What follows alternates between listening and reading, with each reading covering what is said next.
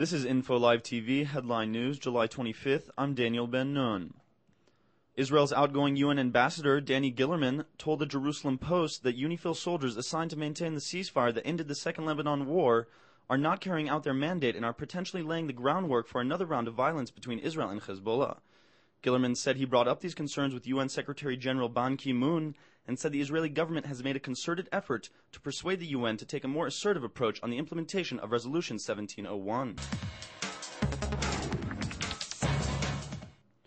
Israel and Syria are expected to hold a fourth round of indirect diplomatic talks in Turkey next week. The meeting comes amid reports that the two sides are making progress in negotiations on key issues such as border, water rights, security, and normalization of ties.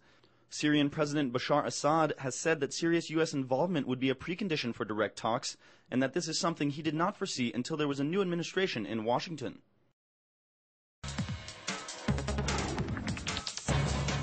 A bomb blast rocked a café and a Hamas politician's home in the Gaza Strip on Friday, killing at least one Palestinian in one of the biggest flare-ups in internal violence since the Islamists seized the enclave a year ago.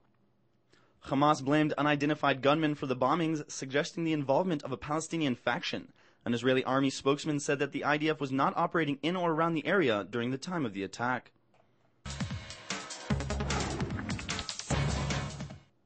A few hours after Attorney General Menachem Mazuz criticized Prime Minister Ehud Olmert for evading detectives trying to schedule a fourth session of questioning, the Prime Minister's lawyers informed police that he would be available for questioning next Friday. Police have cited many difficulties in arranging questioning sessions with the Prime Minister since the start of the Talansky investigation, and many police officials claim the difficulties are part of a deliberate effort by the Prime Minister to delay the investigation.